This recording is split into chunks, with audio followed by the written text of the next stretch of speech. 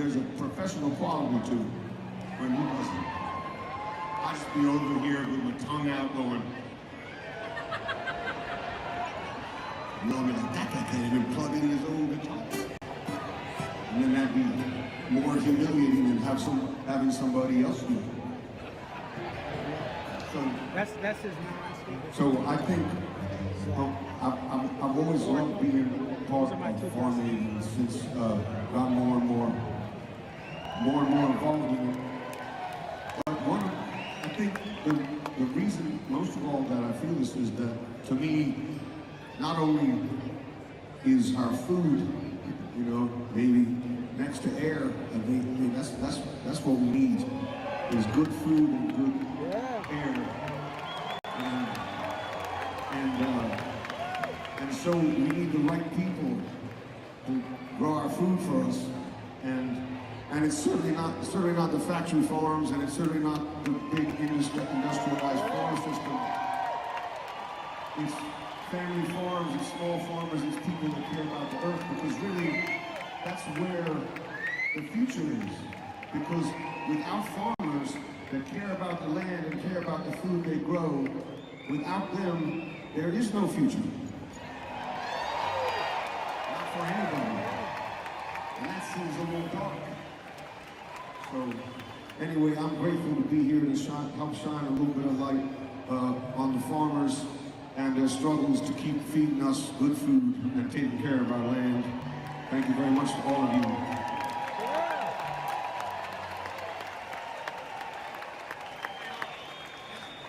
This right here is a love song.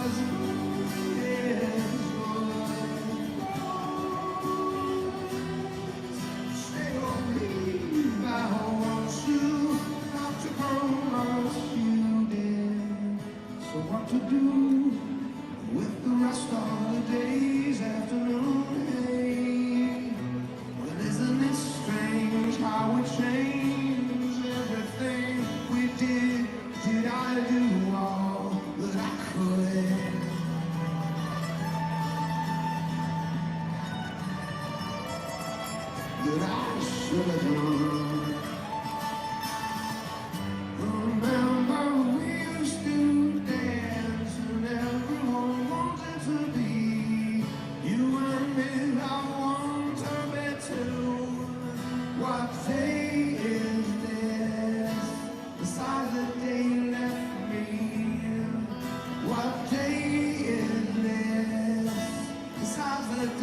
wondering what to do with the rest of the day's afternoon. Hey, well, isn't it strange how we changed everything we did? Did I do all that I could? Remember we used to dance and everyone wanted to be you and me. I want to be too. What day is this? Besides the day you left me. What day is this?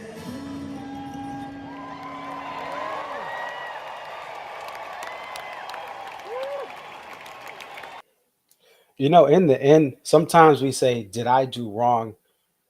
And when you look back, sometimes 3 or 4 years later or decades later, you realize, listen, it wasn't meant to be. And the best thing that ever happened to me was to end that or to be heartbroken or to personally end that relationship. And, you know, sometimes we think about, oh, we were the ones everyone used to want. Listen, it didn't work out. You got to leave, right? You got to move on to the next one. So that's your life lesson from Conceviz 34 today. Let's cue the intro.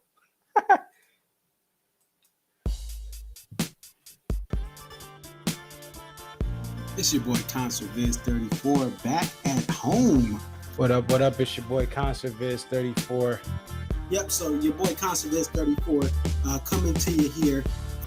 What up? What up? It's your boy Conceviz 34.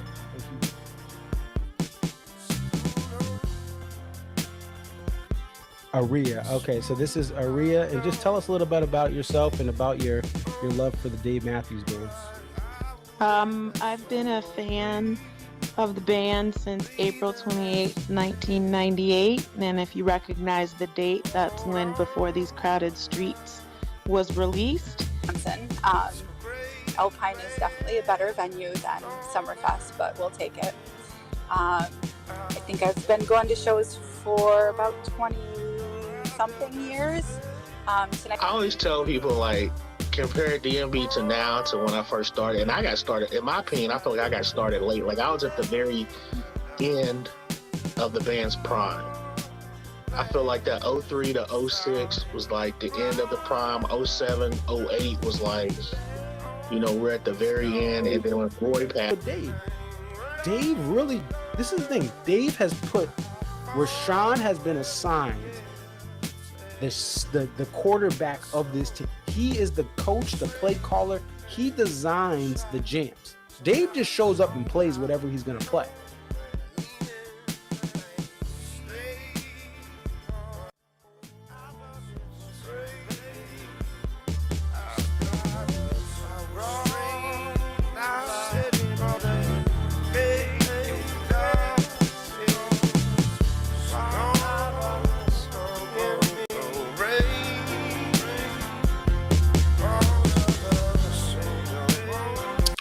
Upstate New York, what up?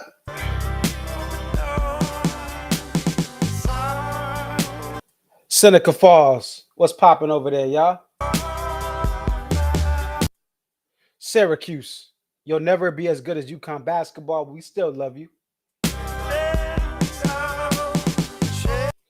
Rochester, everyone in Rochester, what up?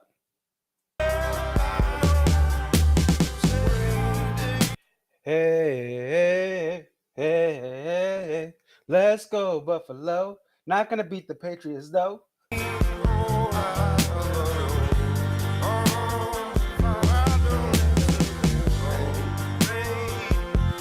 Geneva, New York. What up, everyone in Geneva, New York? How y'all doing? Canandaigua, what up?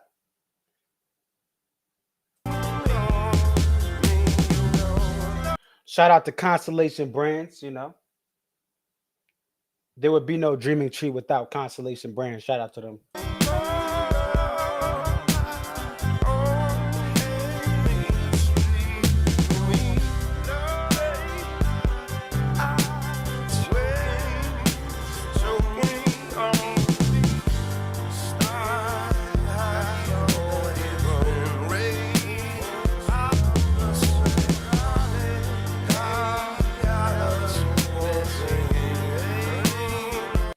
Hey, hit that like button, folks. Hit that like button.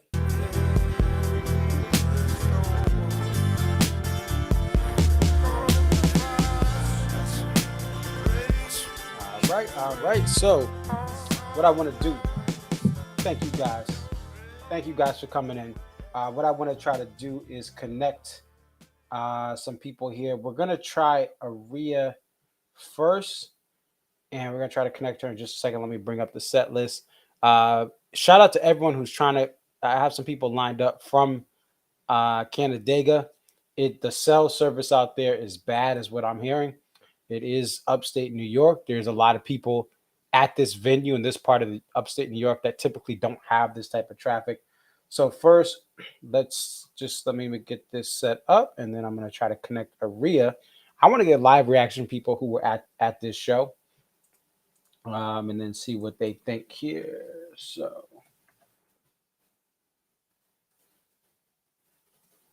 Give me 1 second. Hope you guys enjoyed my Instagram post-show stream announcement. It's a little different tonight. All right, we're gonna bring on Ariya. Ariya, can you hear us okay? I can hear you. Can you hear me? Yes, yes. Tell us about this show, Dave and Tim in Canandaigua, New York. It was a great show. I should note that tonight was 3 concerts and 3 days for me. I was in Camden night 1 and night 2 in the pit. So I'm glad that I was at Canandaigua, but I'm ready to like lay down basically. But it was a great set. I'd never seen Dave and Tim outside of Riviera Maya, so it was a great opportunity to come to a different venue to see them perform. Quite a long set list. I wasn't used to having that many songs in a show. So that was great. Okay. And I talked to someone who was here, and they thought they were getting a Dave and Tim Mexico set list. They went to Mexico, they came to CMAC, and they were expecting like obviously like the troubles, Buddy to come out or Trey to come out. How did you feel going to really your first American Dave and Tim show compared to your awesome experiences in Mexico? Oh, it's hard to compare because Riviera was 3 nights on beach, you know? That is true. Yes. Yeah. So, while tonight's list was quite lengthy, it doesn't compare to having 3 nights of Dave and Tim in a Right. row. But it's still good. I mean, it's so hard to compare coming off of seeing a full band at Camden and then seeing Dave and Tim. To me, it's just apples and oranges, Yeah. But Absolutely. it definitely helps Riviera Maya being on the beach and being at an all-inclusive resort. Right. But the venue here is pretty. I was kind of cell phone service though. Hmm. You're not the only one. I know you messaged me, and then Dan, who's going to be on next, he said the same thing as far as the service. So it seems like that's an issue. And so this is the third night you've been there. It's the third night Dave has been singing. How was Dave's voice throughout this show? I thought it was good. I didn't notice anything that was like off or, would signal that maybe he was tired or stressed. But I'm also no vocal expert. Okay. But it would be interesting. I think what Bethel is next. To hear Yes. like, I'm sure Rob and, his crew, they're gonna have him in tip top shape, but he's also human. So performing 4 nights in what, less than a week, that's a lot. Yeah, absolutely. And let's talk about the stage setup. So obviously with the full band, there's a couple of different moving rigs. There's the big screens. What did the stage look like for this Dave and Tim show? It looked to me like a pared down lighting rig. Like they know, I believe that this year's lighting rig at the DMB shows is quite elaborate and fantastic, and it looked like it was a scaled down. Still nice, still scaled down, not as many. I don't even know what you call the pieces that are at the top over the stage. That didn't seem to be as big as they have been during the full concerts. Okay, and I just found a picture on Twitter where you have those. Yeah, it looks like some of the lighting is a little bit smaller, but there is that those like it looks like there's some lighting at the top of the stage, shining down on them here. And what would you say your favorite song of the night was for this show? Dancing Nancy. I love the song. And so I was very delighted to hear it. And the Stone, I can never just pick one. Uh, I always love Don't Drink the Water and Warehouse, of course. Well, okay, now you asked me for one. I'm like giving you 10, but I will go with my first pick and say Dancing Nancy. That was the one where I was like, oh, yay. Gotcha. Hey, there's a listen. I'm looking at the set list. There's a lot of great songs to choose from. They play Something to Tell My Baby. How did that go over with this crowd? It's a Dave and Tim crowd. I know you heard it at in Mexico too. How did that sound in this environment? It sounded fine. I think the rest of the audience seemed to, um, It's great. And any issues with talkers by you? Any issues with the crowd kind of interrupting the greatness of Dave and Tim at all? the people around me were not talkers, thankfully. I don't know what others experienced, but I was grateful that, they weren't talkers. I also I was in the last row of my section, so I didn't have one behind me. So that was great. All right. And any other final thoughts before we let you get some rest here? Um, I would do CMAC again. I'm a New York person, so I don't have a car, so it's all going to be about getting a ride, a place to stay. Grateful for the people who are allowing me to stay at their house nearby and who've given me a ride. They've been great concerts. So if all the stars aligned again, I would do CMAC, prepared for the lack of cell phone service. And hopefully I could get a seat that's a little closer because, there's no pit here, but I like to be closer than I was. Gotcha. And yeah, great weekend for you. Some awesome Camden shows. And then you get a Dave and Tim treat to close out in CMAC. Well, thank you so much, Ariya, for coming on. Safe travels back home and get some rest before you head out to the West Coast. Thank you. Thanks for having. All right, take care. All right, so that was Ariya. And that's one of the things, this venue, just to give you guys a little bit of context here. I'm going to put up a map and then we'll get Dan on here. But if you guys are looking, this venue is in upstate New York, in between Syracuse and Buffalo, just south of Rochester. It is a drive for a lot of the major cities outside of Buffalo. Rochester and Syracuse are smaller. And for me, it's 5 hours from my house in Connecticut. Right. And it's a tough thing to make for people who are going to the Camdens, going to the SPACs, to drive. It's a couple hours from Albany, 3 hours or so from Albany. And it's still, like I said, 5 hours from Connecticut. From New York City, it's probably about 6 hours, I would say, given, just the eyeballing it. And, it's a tough place. And we'll go into more detail on why it's here after we get Dan on the line, because I do have some information on that for you guys who may not know. Some of you guys may know why it's up here. But we want to bring on Dan, and let's just make sure he can hear us. All right. Hey, Dan, can you hear us? Got you loud and clear, Marcus. Awesome. And we appreciate you coming on here. Tell us about this show at CMAC. What did you think? Dave and Tim is always a beautiful thing to be at. Or so it was 7 shows in 11 days, but up to deliver, which is pretty sweet.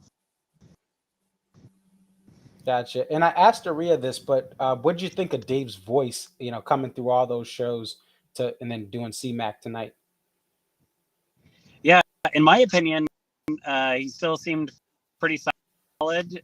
He didn't seem to hold, don't drink the water or any of those that he really just kind of lets go. In my opinion, he still seemed pretty solid. I've also got my buddy Sean here, so he'll jump in on any of these questions.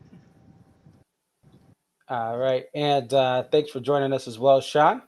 And what was your favorite song of the night here? For me, it was The Stone.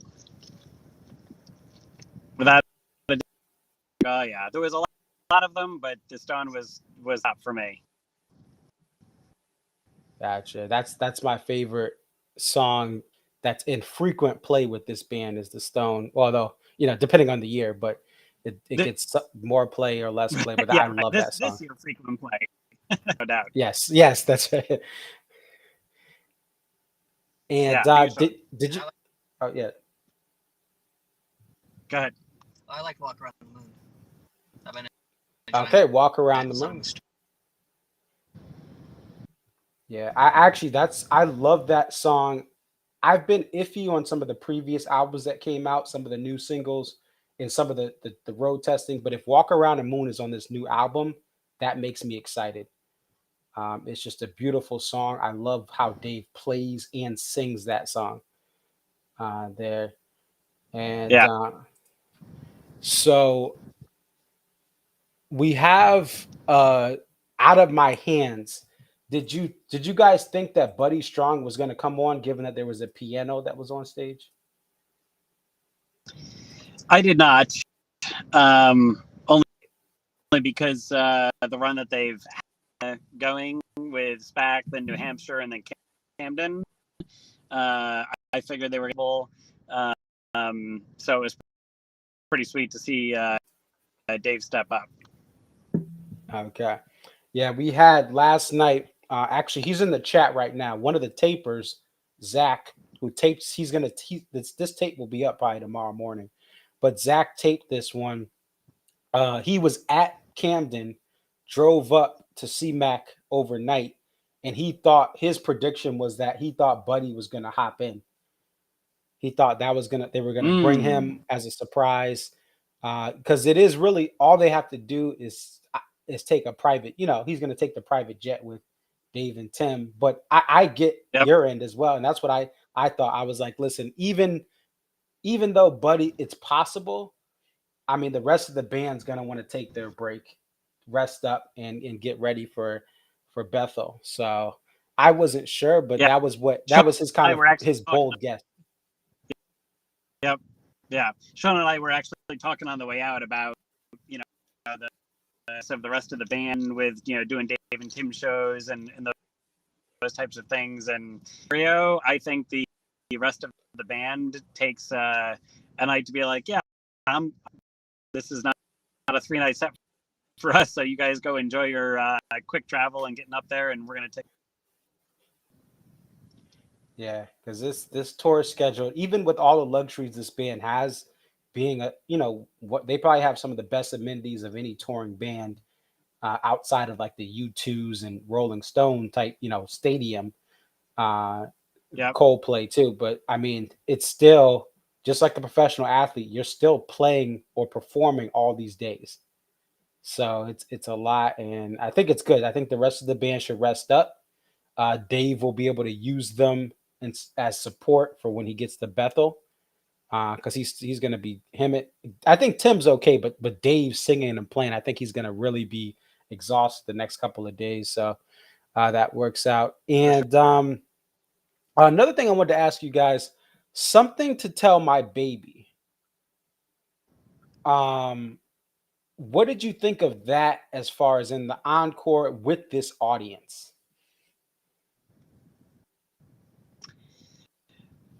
I was definitely hoping for solo end of things, but the audience definitely was receptive. Gave a good cheer towards the end of it. So I think it was received. I think if you're gonna have a diehard show in acoustic setting, so it's gonna this is the place to do it. Gotcha. No, that's a great point, and I think that Yeah. song, something to tell my baby, it's better for a show like this than to play it at a full band show where you have a pit full of people that are yelling and screaming, that are all hyped up. It's just a different scene. So I think this was a good place to just bring it out and see how it gets received. And like you said, it was received well. Did you guys have any talkers around you? Any people that were loud at times? Actually had a group around us, so no, which was nice. Although it was interesting because I was thinking back when we were first to my very first Dave and Tim experience at the Landmark Theater in Syracuse, and I'd have to look up on my DMB Hub what year that was, but it was quite a while back, maybe 99. And I remember the audience, for the most part, sat and, like when somebody yelled out Dave randomly, it was like the whole place was like, then you go here and the entire crowd standing and singing and clapping and enjoying the entire, such a different atmosphere from the first Dave and Tim's that I remember way back in the day. Gotcha. And I've talked to I was listening to Smash Mouth and Jay-Z back in 98, 99. So I was not going to Dave shows. I was 9 years old back. Yeah, 99. I was 9. So, but from some of the people I've talked to that, like you, went to these special, I consider them special experiences, those Dave and Tim shows in the late 90s. They said the same thing, that it was the outdoor summer shows were loud and wild, but indoors, some of these colleges, some of these smaller theaters they went to in the Northeast, Mid-Atlantic, you really got a quiet crowd, almost like you're seeing a college speaker, like a college speaker talk to people, and you have that quiet crowd. So it's very interesting, like you said, to have those contrasts. I will say, this is a question I have for you guys. For me, Dave and Tim can play anything, and I will not complain. I will go to festivals like Sound on Sound. I've seen them at Farm Aid twice, and I don't care what they play. I just enjoy the sound of both of their guitars. For the full band, I won't go to a festival on purpose because I know I'm not going to be happy with just 8 songs and just the hits, or 10 songs and they get cut off because it's like past curfew. How do you guys feel about Dave and Tim, set list wise and vibe wise, versus Dave Matthews Band when it comes to some of these festival or one-off shows? So I couldn't agree more with what you had said, and that was something else that Sean had never been to a Dave and Tim before, and I just is so amazing to me because they're able to fill the room with and make you feel like it's that full experience minus, and it's truly amazing, and it gives it that much more of a if you will, to really like process that these are literally just 2 guys and they're giving you that level of delivery, and it doesn't matter if it's Tim on one of his solos, which both of his solos tonight,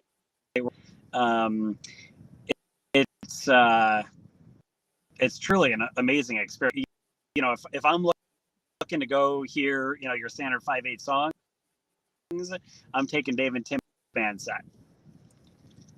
Gotcha. Yeah, no, like that's my thing. Is that it's like you said, they fill a room, and you get to focus in on what they're doing more in that setting versus the full band. You have Buddy doing something great, Carter's doing something great, Stefan's doing something great, and it's a great the highest of the highs of the full band is great, but when it's just Dave and Tim, no matter what song they're playing, you get to appreciate the talent and the skill sets they have from there. So, Yeah. any other final thoughts about this night? About the experience of seeing Dave and Tim? How about you, Sean? The rain. Oh, right, the rain. So that's a good quick story. So Sean and I actually had lawn tickets. Mhm.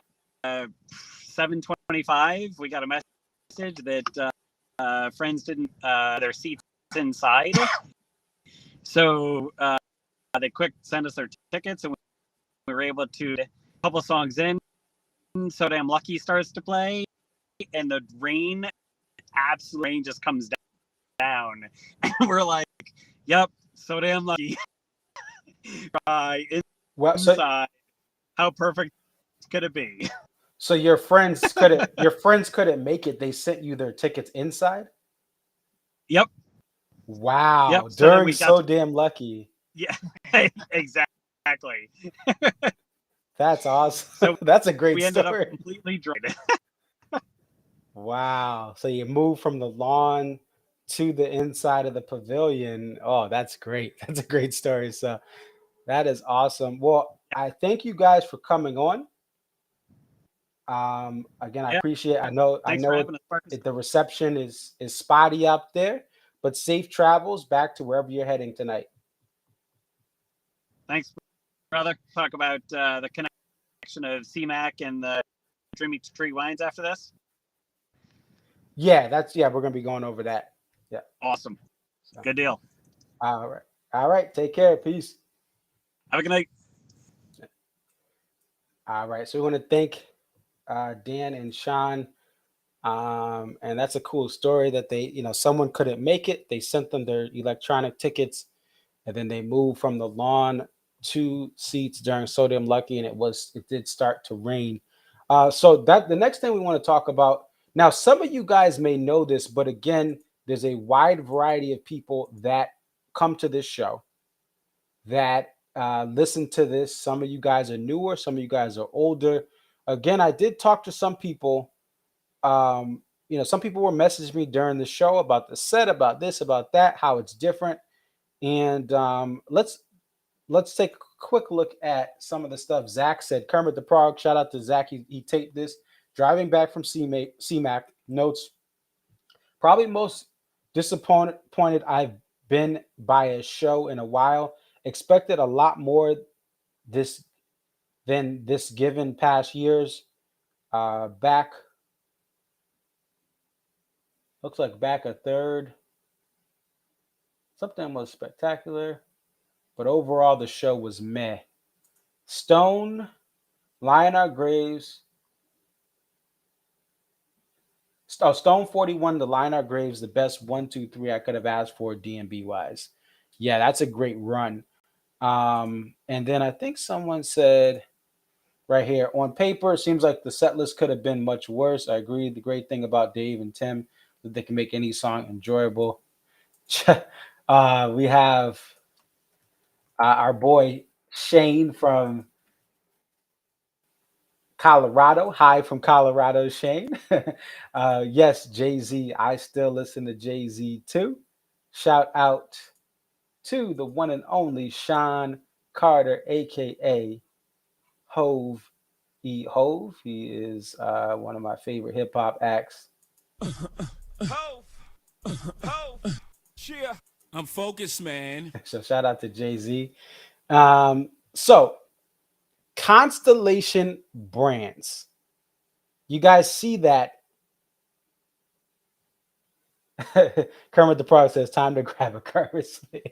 Constellation Brands. All right. They are the alcohol company that not only has the naming rights for this performing arts center in upstate New York, but they actually are the company that Dreaming Tree Wines is under.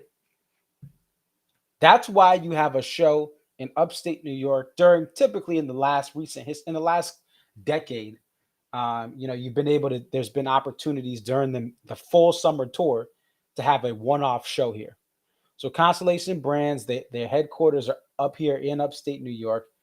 And this show, even though tickets are sold to the public, this show is a show that Dave and Tim do really to kind of appease the people that help make the Dreaming Tree wine possible, right? So that's why you have a show here. Now, keep in mind, because this is, yes, you can buy tickets to this show, right?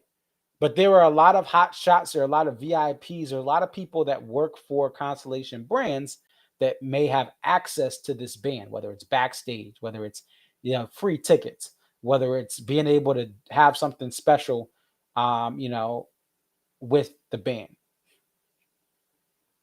And Kermit the Frog says, and listen, Zach has a lot of information that he knows about this band and other bands. He has a lot of, I go to him for stuff and ask him a lot about what he knows. So shout out to Kermit the Frog, aka Zach.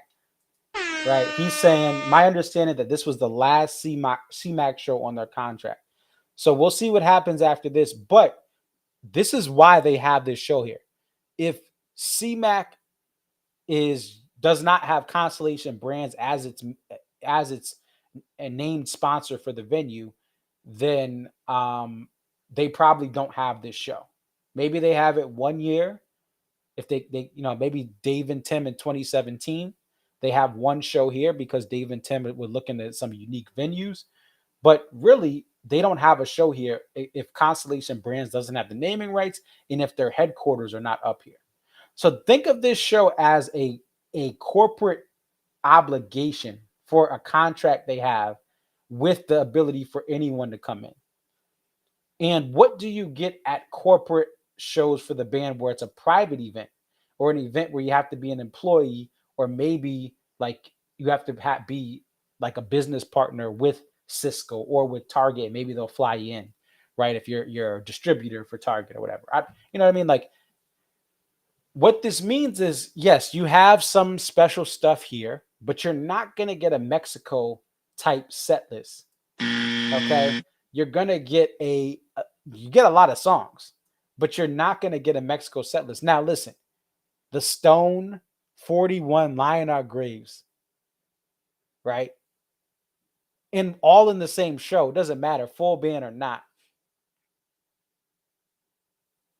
It is, that's something that you can walk away with. But, if you're expecting a Mexico type show with the Mexico type energy, again, Ariya said it best. It's 3 shows on the beach. Even if you went to one Mexico show, even though you pretty much, it's an all-inclusive type trip for the hotel and the shows, you get access to all 3 nights. Right. Even so, it's a different vibe. And Shane, actually, who is asking when are they announced in Mexico? Shane went to Mexico this past year, right? So he was out there and enjoyed it. But this is going to be a different vibe. Now, let's take a look at some of the other set lists from this as well.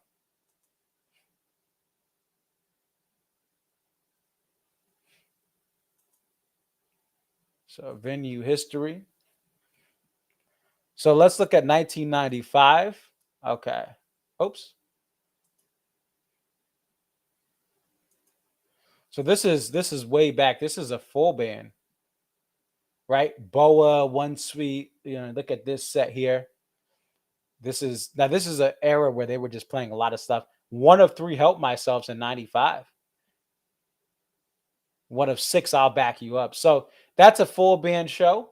95. All right. We're going to look at 95. Let's look at 97. And it's going to be another full band show. 41 Two-Step, Say Goodbye Nancy's. Listen, all these songs were played. And again, we're going to talk about set lists at the end here. Because this is, we're going to talk about set lists and complaining about set lists and the complainers that complain about set lists. But this is this is a great, look at this. Look at all these songs. Listen, they repeated every single song from the previous night except Seek Up. Now this is 97, so they don't have that many things, but they still have 2 major albums plus Remember 2 Things.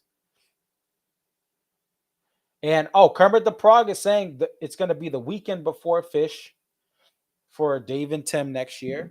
So thank you for letting us know that. And the Phish weekend, you can look that up. I don't want to get too much into that, but Phish has announced a veteran or like a returning customer pre-sale. Now he's saying, I only have to spend $5K at Mexico to catch a creative Dave show. Yeah, that is that is true. And I think about that all the time. And Alex says, "Oh, this is a good point. New Orleans 2014 and Oakland 2015 were Constellation brand shows too. Had a big Dreaming Tree logo on the upper proscenium of the venues. Okay, right. And I remember those shows. Those were one-offs. Yeah, and those were Dreaming Tree or Constellation brand shows. They had one in Texas as well. Was that? Maybe that was 2017. I think the Texas one was in 2017. Maybe it was outside of, I think it was a suburb of Texas. Was it not Kirby? Anyway, we won't get at that. So let's go to 2010 because this is where, let's see what we're going with 2010. 2010, we get the first Dave and Tim. Now this show, look at this show. You get a double encore. So they really came out of here swinging. And let's see what the name of this. Yeah, still Constellation brands. So look at this. Crush, Save Me, Oh, When the World Ends, Squirm, Funny the Way It Is, Stay or Leave, get a Dive In, Dave and Tim, He, You and B, She, Bartender, Proudest Monkey, Partial. In the Satellite Graves, a Blue Water. Woo, woo, a Blue Water, folks. Woo. Cornbread. So we have a Cornbread. Ain't nobody got time for that. Lie in the Hands of God. I'll back you up. 41. So Damn Lucky. Nancy's. Now look at this double encore. Needle in the Damage Done. Old Dirt Hill. 7 Partial. Interesting. Where You Going, Ants? And then Baby Blue, Don't Drink the Water. Very interesting set list there. Sugarland. Sugarland in Dallas. I swear that was. That's what it was. Shout out to Houston. I love Houston. I went to the Houston Rodeo when I was at StubHub. Got to see Luke Bryant, 77,000 people. It was like actually more people there than the Super Bowl there when the Super Bowl was in Houston. They had standing room tickets for this Luke Bryant show. And then I saw, I'm not a Luke Bryant fan, but I just wanted to experience seeing him and seeing how it is and then seeing the rodeo. Then I saw Darius Rucker the next night and spent a week out there working the ticket pickup center in Houston for the rodeo. So we have this 2010 show. Let's take a look at 2012. Dave and Tim. First Space Between at a Dave and Tim show. First What Will Become of Me since 07. Ooh, now this show. Whoa. We got some stuff here. We have a beach ball at the 17 spot. That is awesome. A beach ball right into Lie in Our Graves. We have a Raven, Dave and Tim. First time played by Dave and Tim. You have a Some Devil 2-step Watchtower closer. And I love Watchtower Dave and Tim. I don't like it full band post Roy. But I heard Watchtower Dave and Tim at the Gorge last year. Loved it. So that's how I feel. But beach ball and a first Raven Dave and Tim. That's pretty dope. Let's take a look at 2016.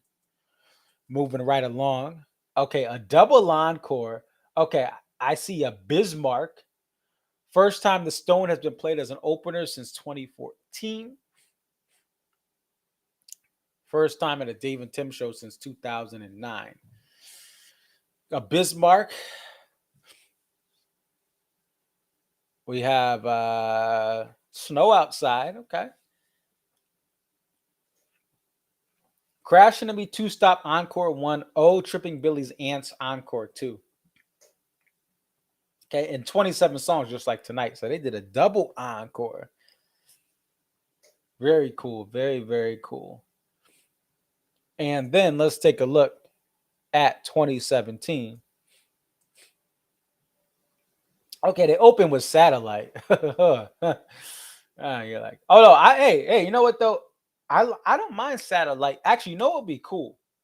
I would love to hear a Satellite with Buddy and Dave. Nobody else. I don't like Tim's part. Like, yo, Tim, chill. All right.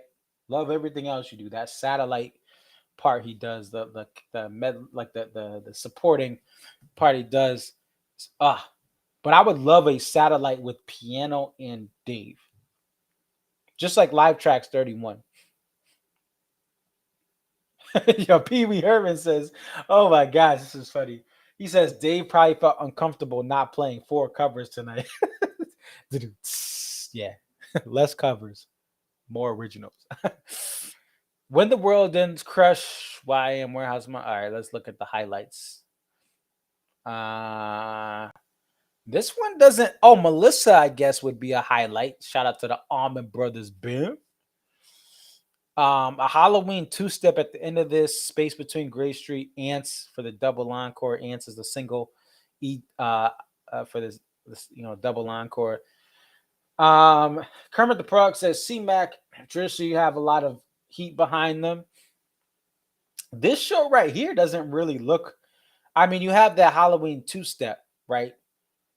But the first half of the show, as far as just looking at the songs, right, I would still enjoy this. But the first half of that show doesn't really have much.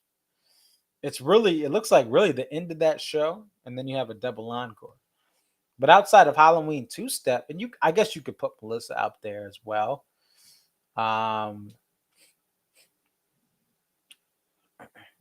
They open with Satellite, Deer Creek 99. Okay. And then let's look at 2018.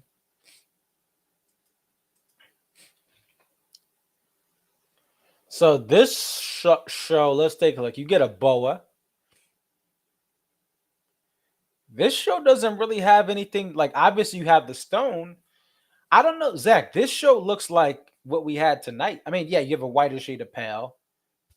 But this show, 2018, I don't really see much of a difference. Some of the earlier ones, you had the beach ball, you had some other stuff. This show doesn't, like, from on paper. Again, not complaining. Like, I would just be happy to be up here and check this out. This show up here, it looks very similar to tonight.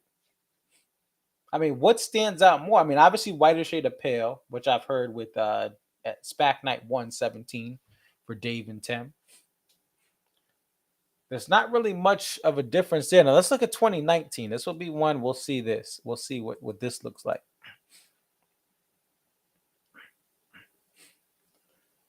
So this was Live Tracks 49. I mean, okay, this one has Fool to Think. It's got a stone. But from a setlist perspective, there isn't really this one looks like tonight. I mean, maybe the boa kind of put in Fool to Think, push it a little further than tonight. But this is a lot of similar songs too. Releases Live Tracks 49. So we'll see. Some of these look tight. Some of these look just like tonight. But I'll take anything Dave and Tim. So, but that's a good point. Thank you, Zach, for pointing out to try to take a look at these. We've had a number 40 and 99. That was full band. Oh, that's interesting.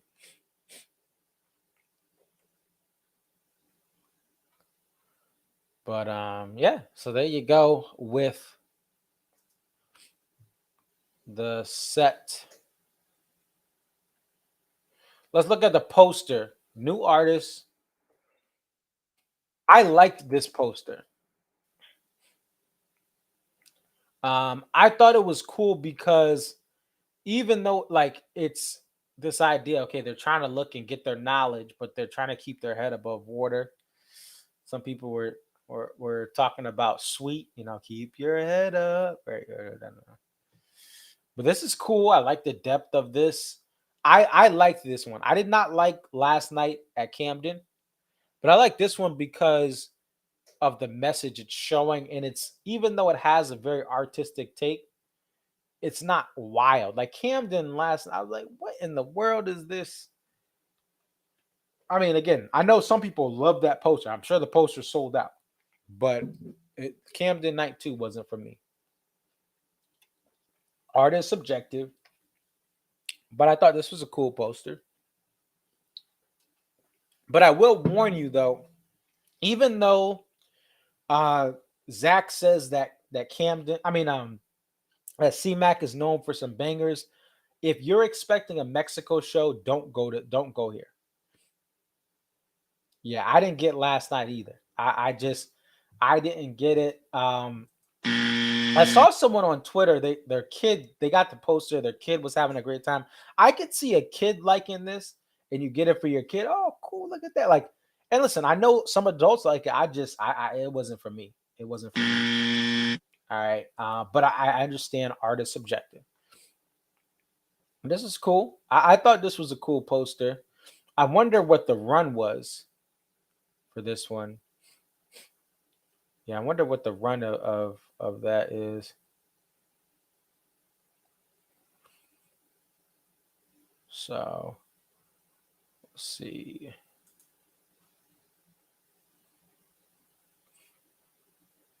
So but Zach was there. He thought it was phoned in.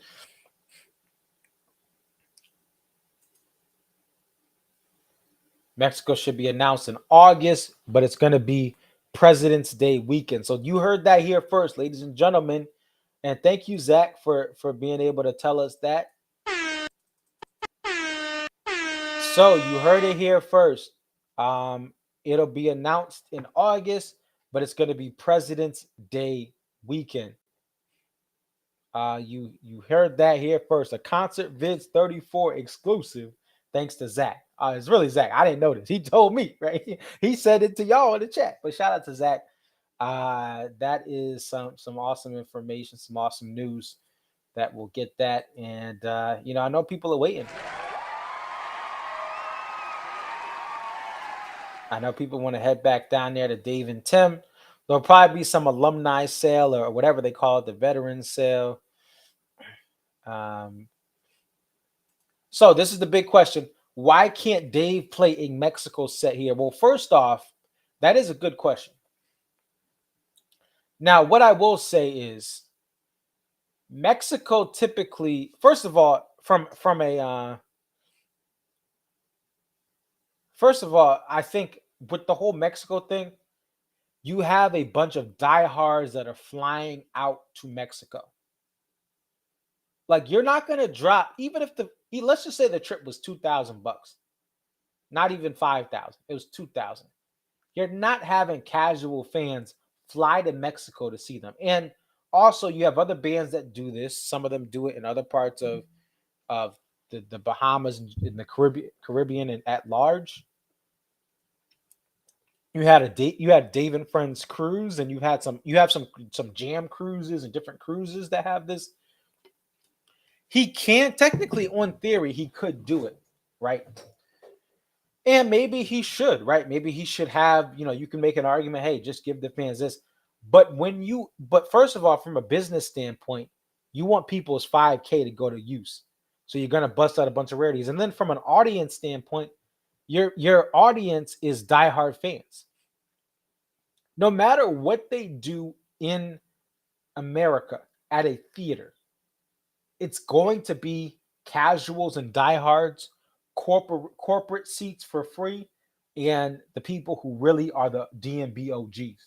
Okay, like that rhyming right there. Corporate seats for free, and the OGs. Yeah, Snoop to the D-O double jizzle, shizzle.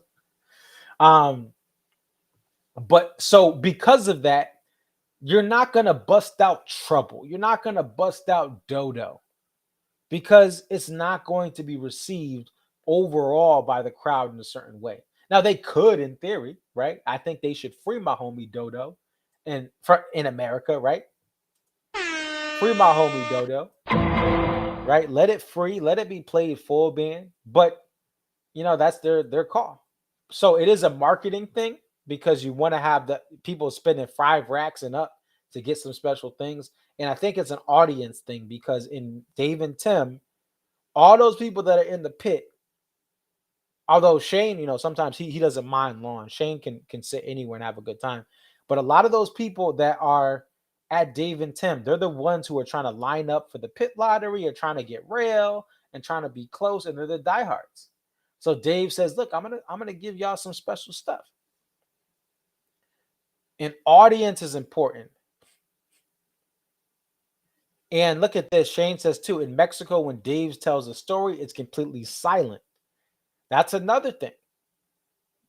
Dave and Tim shows, even during the 2017 tour. Now, listen, I went to SPAC.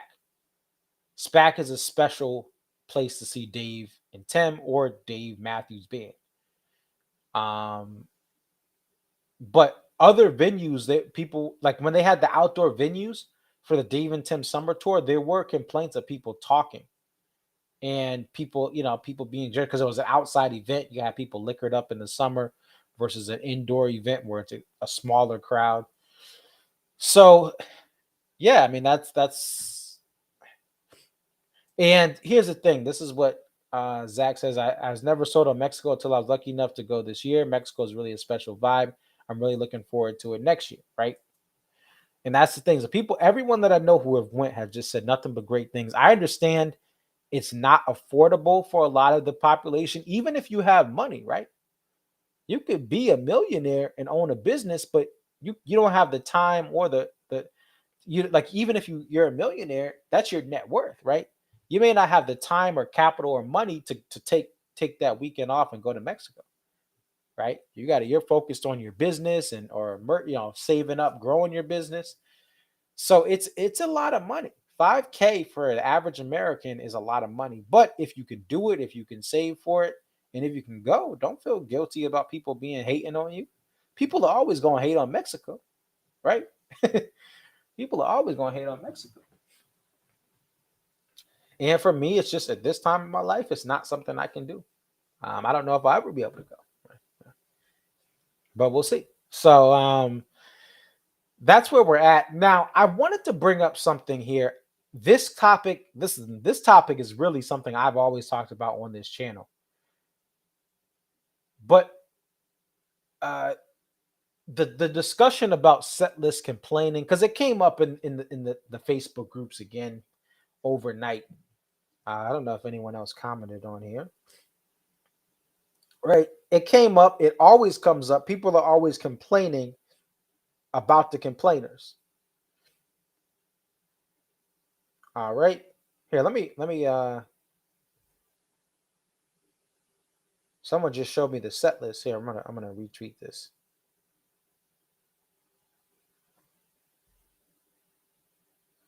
And it looks like the set list is the same. Oh, Gray Street, Satellite, Staley, Crush, Brown, Save Me, Trail Out of My Hands, Don't Drink, Samurai Cop. Yeah, I'm just looking at the set list, folks. Don't Drink, Samurai Cop, Funny the Way It Is, Two Step, Do You Remember You and Me, Nancy's, Tem, Solo,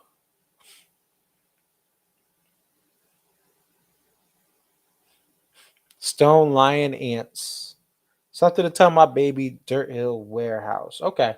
Yeah, setlist was the same. You guys can see this on. Here, we'll pull this up so y'all can see this. Here is the set list. Thank you to Derek. Shout out to Derek.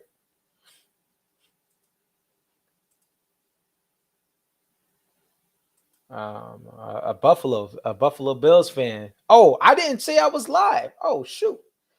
Y'all, I forgot to post that I was live, right? My bad. My bad, folks. My bad.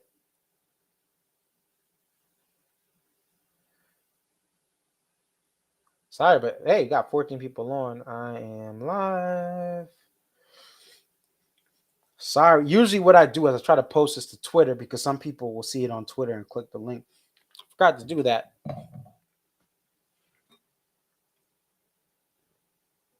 But as far as the set list, someone was complaining about the set list complainers. And also I saw that on I saw it on Ants Marching too. Someone else did there. And one thing I kind of want to bring up is one of the biggest reasons that there is room to critique DMB is they don't stick to a side. Now you do have Elton Johns. Although Elton, I know Elton, I will take out. No, you have Billy Joel's, you have John Mayer's. And those acts will rotate a couple songs in and out. Now, John Mayer's been more like Dave Matthews recently in his last couple of tours, where he's actually like really mixed up the set, but he still has a lot of the staples. But they will have the same encore every night.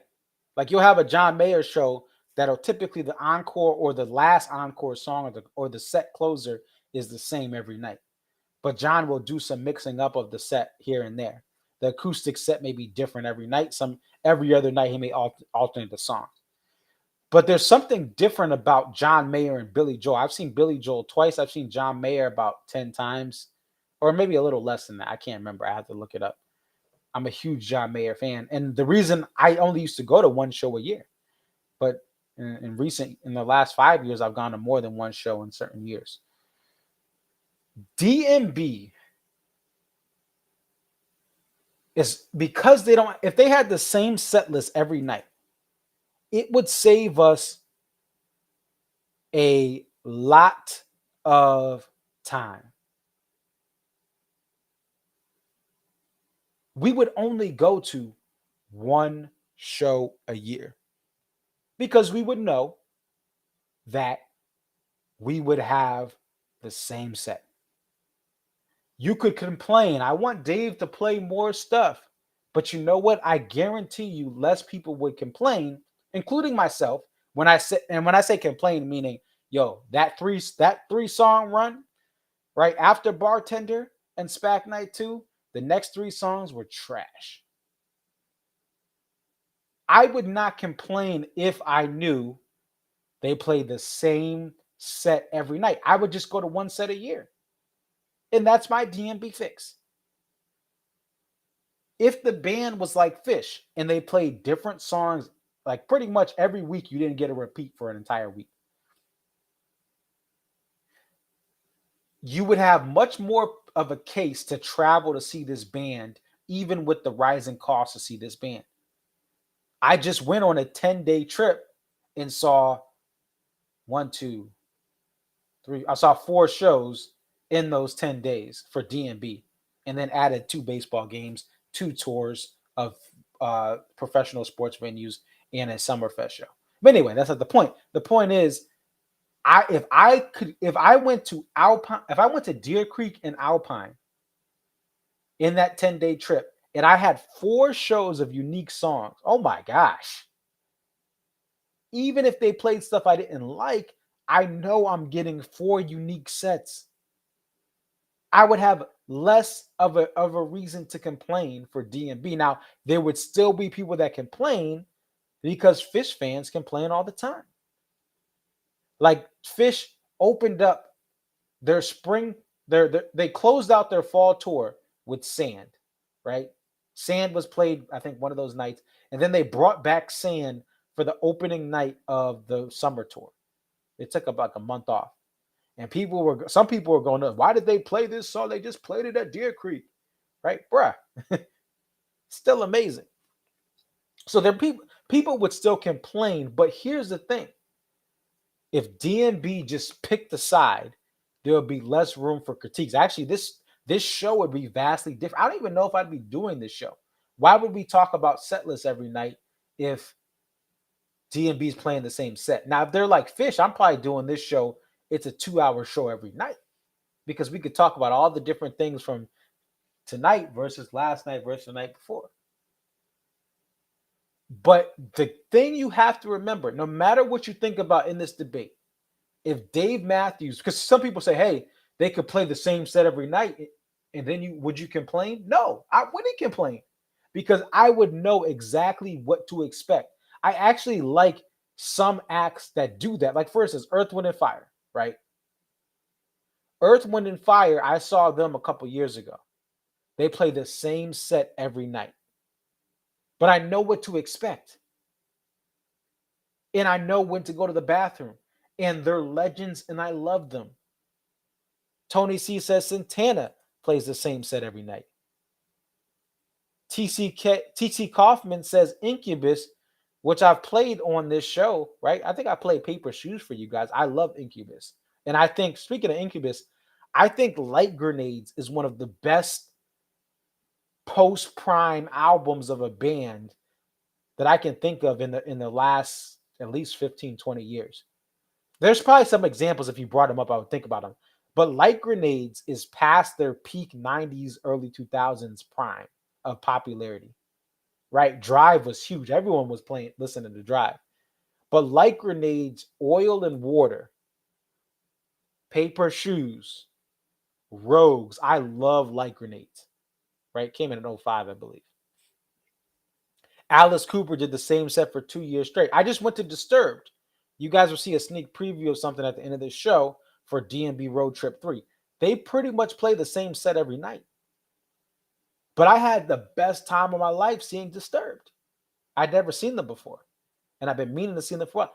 But the thing that you have to start this conversation with, regardless of where you stand, you cannot tell me, because people love to say, oh, if they play the same set every night, y'all would come.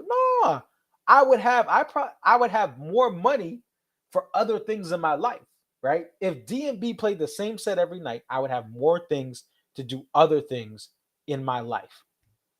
You guys I wouldn't have met some of you guys. This channel would have been much smaller. I'd probably be doing something like doing this for Phish or John Mayer. I have a John Mayer, my This Week in John Mayer thing. It didn't really take off. And it is what it is, whatever. I still love John Mayer. I may try to bring it back. I don't think and here's the thing, Tony C. We're not, in some ways we are spoiled, but in other ways, again, if they picked a side, we would actually have you would have less room to complain. Now, listen, I love this band. Love Hurts, Anna Molly. Yeah, those songs too. And Molly, Molly, Molly, da da da da da da. So if they picked a side, it's like water, right? What's the worst type of water? Lukewarm water. I would rather have cold. Oh, Dig too. I think I have Dig. Oh, then let me show that. I know I'm getting sidetracked. But as I put Dig on, I had a thing.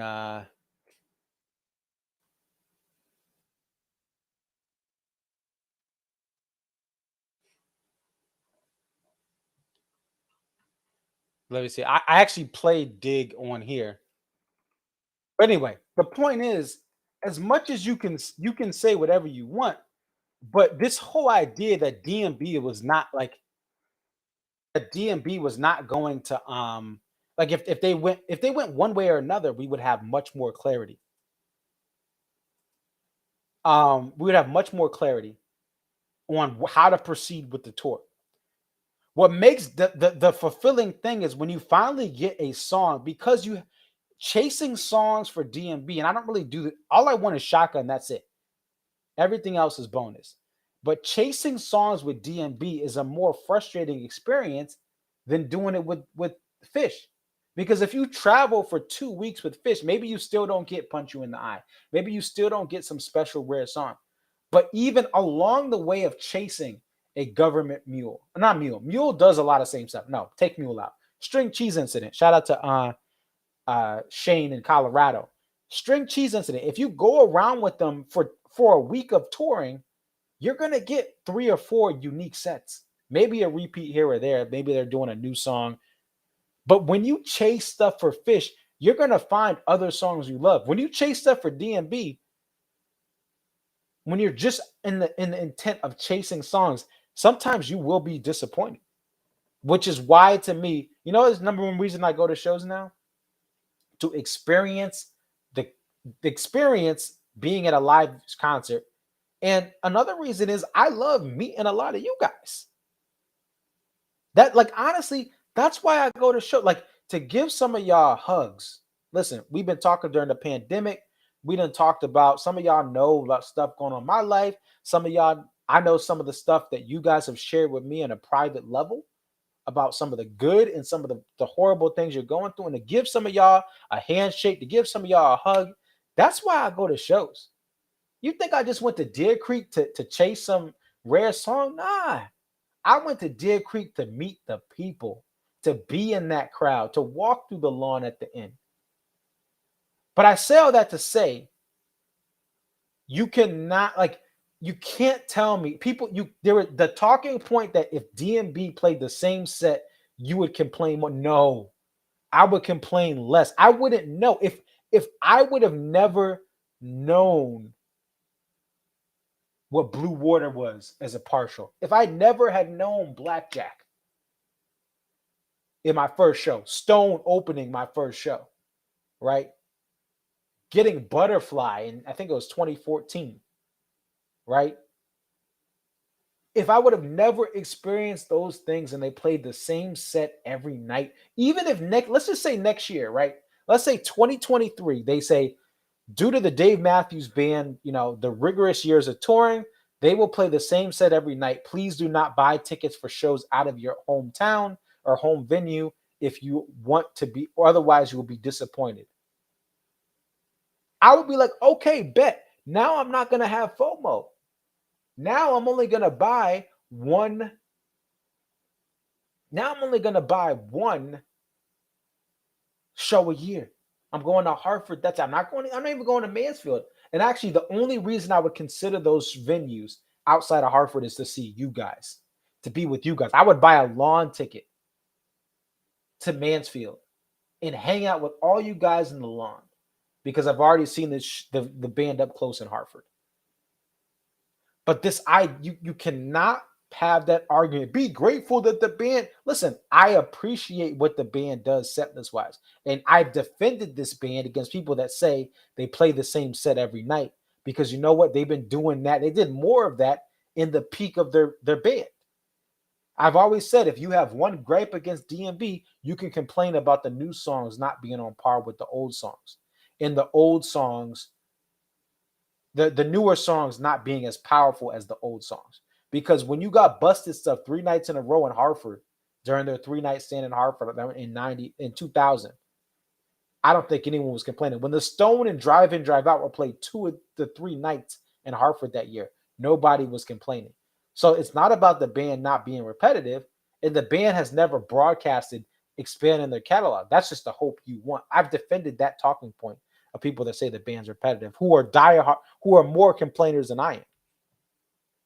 But again, make no mistake about it. If the band played the same set every single night, my life would be easier. Your life would be easier.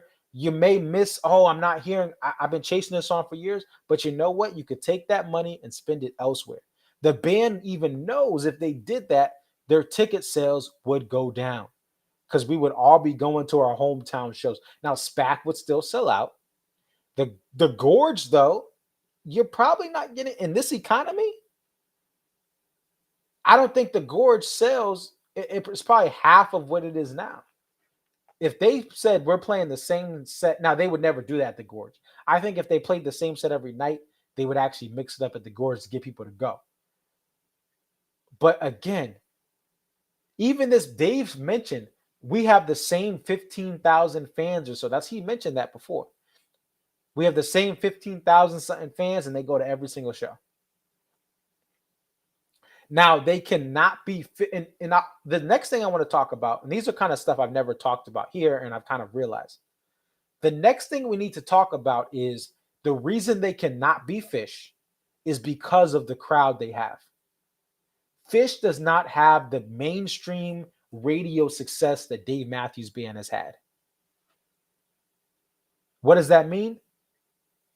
DMB has to have certain songs in rotation, even if Crash isn't played every night, even if Ants isn't played every night. They have to have a space between, even though that's not played that frequently this tour, but they need a space between. They need a Gray Street. They need a Don't Drink the Water, even a What Would You Say? Listen, What Would You Say is a great song, right? And a lot of the diehards know that song. But like in Boston, in the Boston metropolitan area, and you go to Mansfield, Mass, some like What Would You Say will get a bigger cheer than like some of the other deep cuts like the Stone. Because that market, the Boston market, a lot of those fans were diehard, like they were young teenagers when What Would You Say and Crash Into Me came out. And now they work in Boston. They don't have time to chase this band around, but they go to Mansfield once a year and they want those classic mid-90s hits. Phish doesn't have that. I would say this is just a split for DMB.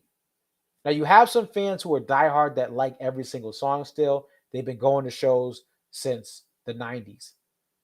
But you have the majority of a crowd at a DMB show. They don't care about what songs are played.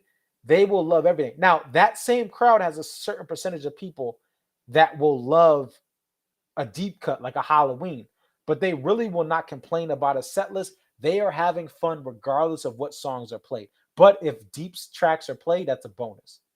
The majority, I would say about 70 to 80% of the crowd, that's being generous.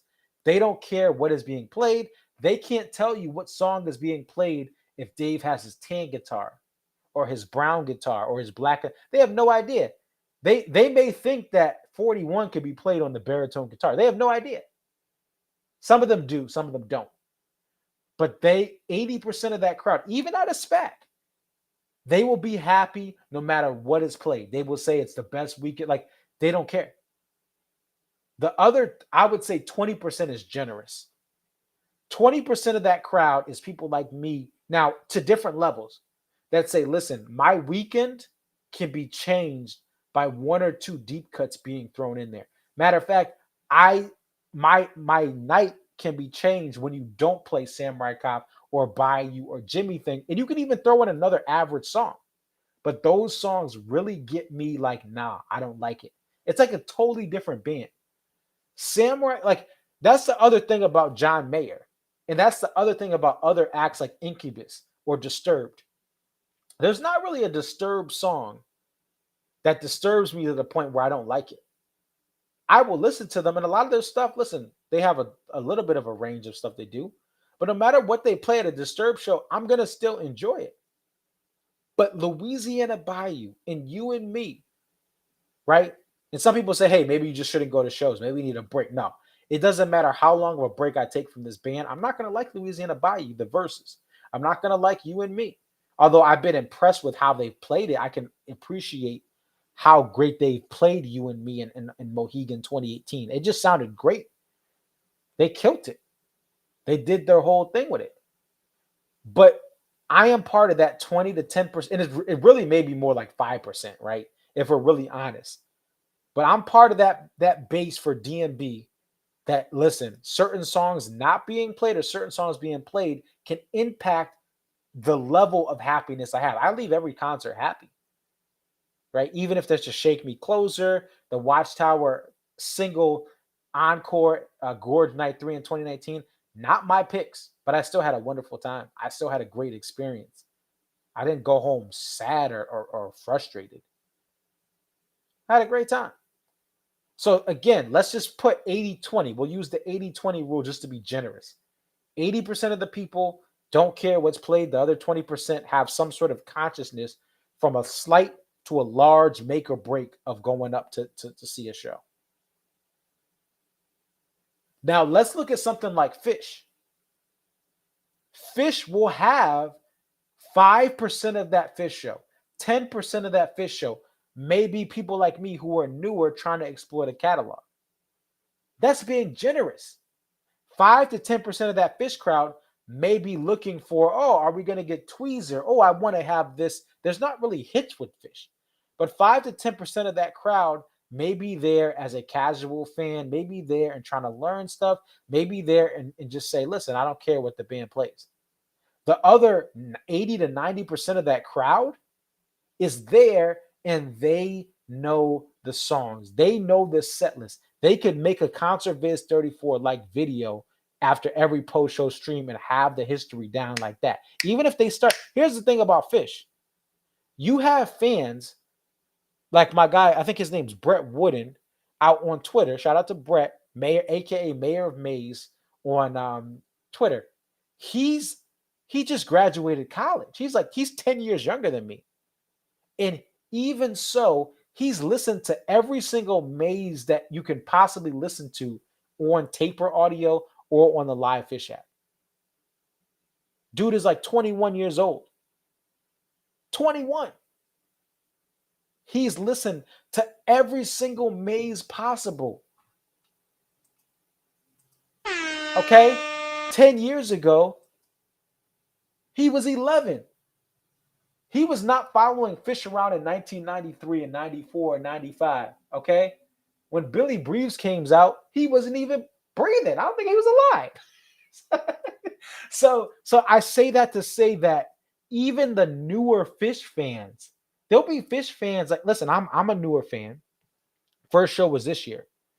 Did he ever get out? You will never get out of this maze. That's just a known fact. You'll never get out of this maze. That's a good one though.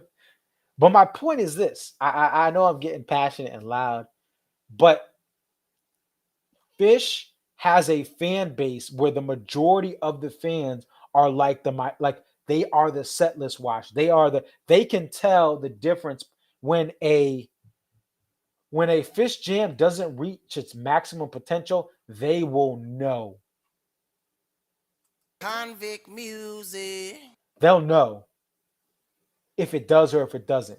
They can tell the difference between this 93 version of a song and a 95. And during the tour, for the first couple of shows, it sounded like this and that. That's a lot of the people at the Phish show. I have not seen Billy Strings. He is on the list. A lot of people I know love Billy Strings. He's actually playing with String Cheese Incident. He played with them yesterday, right? Because Phil Les couldn't come through. He has C19. Best wishes to Phil Les. He has C19. He's gonna be okay from what we tell. It's like one where he just has to rest up, which is great because he's older. So Phil Les, we want to wish you the best. I still wish I could have seen him with with Warren Haynes sitting in with him, but I was at Alpine. Phish doesn't sell every show, but here's the thing: Phish actually, to me, Phish fills up certain venues bigger than DMB. Like for instance, Phish Phish did 2 nights at Mansfield, and they had bigger crowds than Dave did. There were more tickets sold for both of those nights than there were for one night of like if you compare each night head to head to the one Dave night, Dave head to head of any of those 2 shows didn't sell as much. It depends on where you go, but also Phish doesn't do as many tours. And Phish has people, again, because Phish has unique shows, people will chase. They do 3 nights at Deer Creek. They do 3 nights at Alpine. If they don't have the Gorge this year, but when they have the Gorge, they do 3 nights. So they'll have a bunch of venues they do 3 nights at. They have a Baker's Dozen they'll do, which is 13. They've done that before in previous years at MSG. They had a New Year's Eve run that I went to. I think it was, 4 shows at MSG. So Phish does actually, the thing is, it's easier to get Phish tickets because the tickets are lower in general and someone always has an extra. You can always get into the building for Phish, although some of the Dick's Sporting Goods Park shows are hard to get price-wise. But Phish actually does, because they play less, they've had more hiatuses, they actually will, certain venues they'll fill up. Although I think when you look at the numbers overall, like DMB is selling, they're making more money. They may have more actual people buying tickets because they have bigger tours. But the whole thing is Phish Phish and the Grateful Dead, it's a different demographic. So even the people who want DMB to be like Phish, they can't really do that because most of the fans at DMB are they don't care about the set list. And also, again, it's because they've had mainstream success. And DMB does a great job of catering their set list to the crowd. Someone I think mentioned it earlier, but when the band plays deep cuts at certain venues, including a Hartford, I remember Captain from a couple years ago, people were going to the bathroom. Even at SPAC, Madman's Eyes, people were going to the bathroom. Now, some people didn't know the song, right? But Madman's Eyes is one of the best new songs in ages. Like that and Walk Around the Moon are two that get me really hyped. But in Phish, the posters are much harder to get. Talk about you never get out of this maze. You'll never get a Phish poster unless you're like, it's crazy. Yes, they have people that are the Grateful Dead in Phish. They have merch. And I actually know someone from my hometown. She actually sells stuff for certain Phish and Grateful Dead shows. She has this, like, she does these little tie-dye. It's called Thriving in the Dye. She has a nice little small business. Sells these really cool items of clothing with tie-dye. But where am I getting at? Again, this idea that if DMB played the same show every night, we would be complaining. No, we would actually just know what to do. The FOMO and the dangling of a carrot of certain shows is what drives the ticket sales for DMB. And if they played the same set every night, less people would buy a ticket. It would be like that. If, again, 2023, playing the same set outside of the gorge, the tickets, people would not, people are, listen, people are adding shows every week of this tour. That's because this tour is going so great. People are like, listen, I need to add more shows. I want to catch this band. I want to chase these songs. Or some people just want to chase the joy of having so many great songs in rotation. Having a tour debut every night. That's what's driving ticket sales for even right now. So you know DMB ain't going back. But that's one of the polarizing things. This whole summer, I said, listen, I just want Shotgun. I go to Hartford, Mansfield. I go to Deer Creek weekend. I go to Alpine weekend. I go to SPAC weekend. And when do they play Shotgun in that stretch? Play it at Homedale, New Jersey. One of the shows that, like, if you're trying to make runs and you're not in Jersey, you skip, right? They open Shotgun in Homedale, New Jersey. They don't play it at SPAC. No, don't play it at Alpine. Don't play it at Camden. That's the way of DMB. And that's where the frustration comes, because if you're trying to chase, you can disagree with chasing songs. That's your right. But if you're trying to get those special moments, it's completely like random sometimes. Obviously, the set list has some intentions, but if Dave isn't feeling a dream, like even with Shotgun, the first one was rough in tech. Now, listen, I'll take a rough Shotgun, but he struggled with some of the deeper cuts. Every year he does. Some of the deeper cuts he'll struggle with. Now, Pay for What You Get was fire. I ain't gonna hold you. Pay for What You Get was fire. And now Michael says they are one of the few bands that's been around for multiple decades, but they work to keep changing and keeping the songs alive.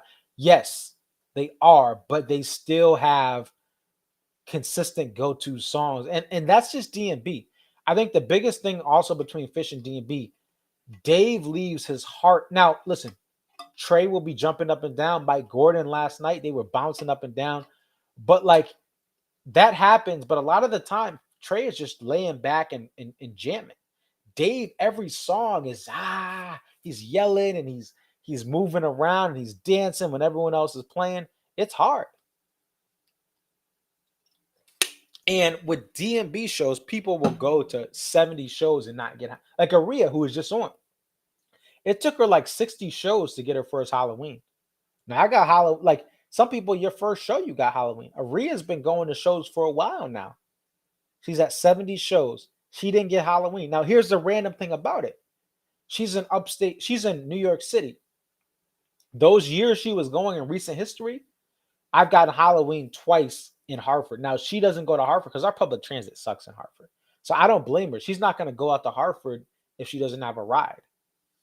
because she'll go to, but so she didn't get Halloween for a while, and I was getting it in Hartford. I got it in a couple other spots, but she never got Halloween forever. And then she got one last year at MSG Night 1, and then she got one this year at SPAC Night 2.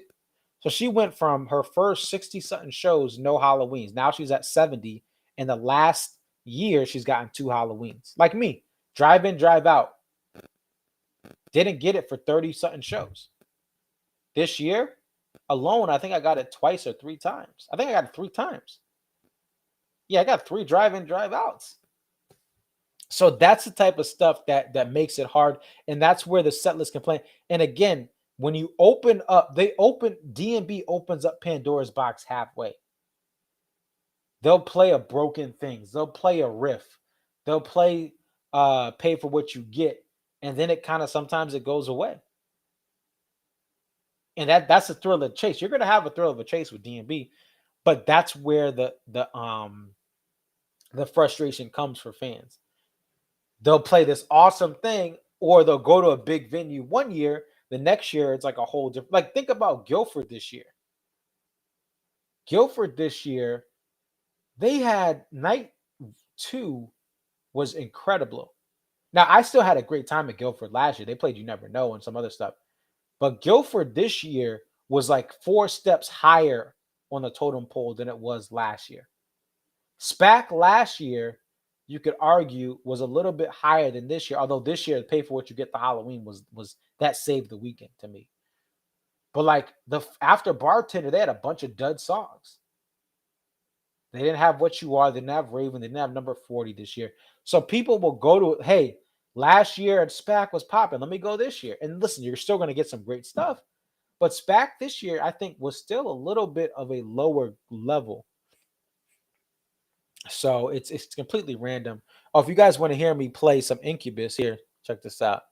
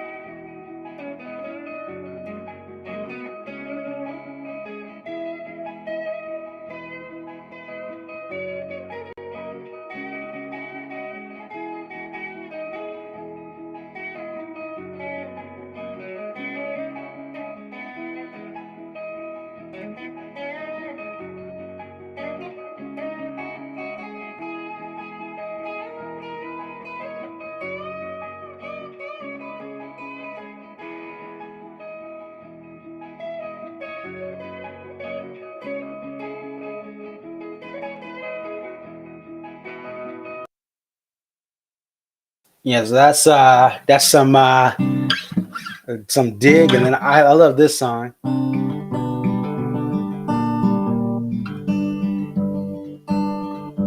I fly,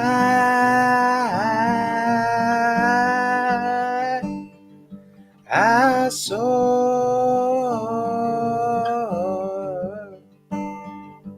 this I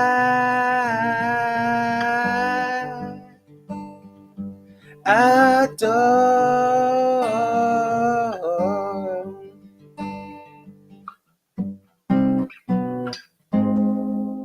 Then like a locomotive, the sound of your sorrow comes, tired the way it feels.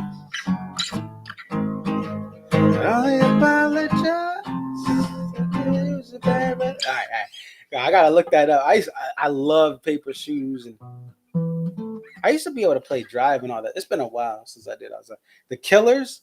I have not gotten into the Killers catalog. I've heard some of their stuff at like obviously like in like sporting events and stuff, but I have not gotten into them. Oh, excuse me.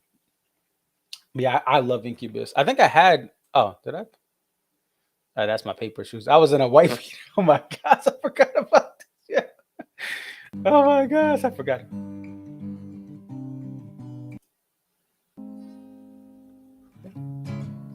Tired of way it feels. Only apologizing to you to make better. Arcade Fire. I'm telling that. Paper shoes and bad weather.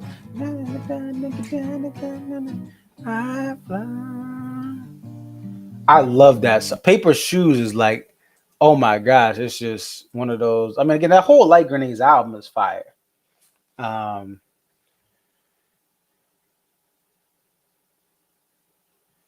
Yeah, I don't know much of like again. I only know some of the Incubus catalog on guitar. There's so much to play, so much to play. I have not gotten into Arcade Fire. I know they have that album, The Suburbs, which was like I think it won a Grammy. But there's just so much great music out there. What else? So I talked about that. Oh, so I want to close this out and thank you guys for the support again. Still 10 people on. We're an hour and a half in. It's 12:27 Monday morning on the East Coast. I do want to play this for you guys. I'm gonna have DMB close out on this. This is just a little cool.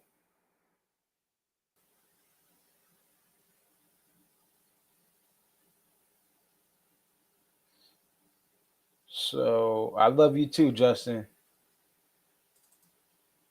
You guys will be able to see an exclusive sneak peek at something that's going to be coming very, very soon. Very, very soon to YouTube, which is my DMB road trip episode 3. But this is still in the editor. Y'all gonna see the editor. Okay. So I'm gonna close out with this. So you guys will be able to see this. And stay tuned. YouTube Constellation 34. Tell your friends to tell a friend to tell a friend to tell a friend. Next weekend, DMB Friday, DMB Saturday post-show streams. And then Sunday, I am going to Phish. So I will be on the 21st, Sunday the 24th, I will be doing a post-show stream from here when I get back to the crib to talk about the Phish show in Hartford. So stay tuned for that. If you are a Phish fan, check me out on Sunday. Even if you're not, just check it out. You'll get some insight. You can ask any questions if you're trying to get into Phish. Because I am a Phish noob, I'll be able to give you some insight. But thank you guys. Again, you're about to see a preview of the DMB Road Trip episode 3. And you'll see I'll be in Milwaukee and some other place. So thank you guys. Thank you for the support. Really appreciate it. Convict music. And I hope you guys have a wonderful, wonderful night. So let's turn this off. And you guys are going to see this awesome, awesome thing. Thank you guys so much. Be well, be safe. And I'll see you guys for the Bethel post-show stream coming up. Now that it's Monday, and these goes later this week.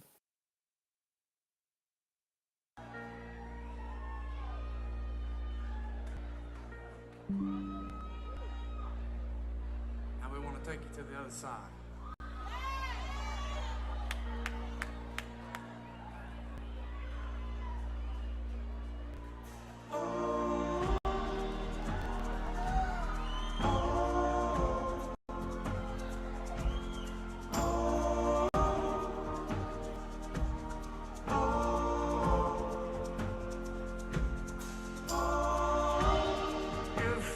Senses fade. Meet me on the other side of paradise, free from complications of my sense of time.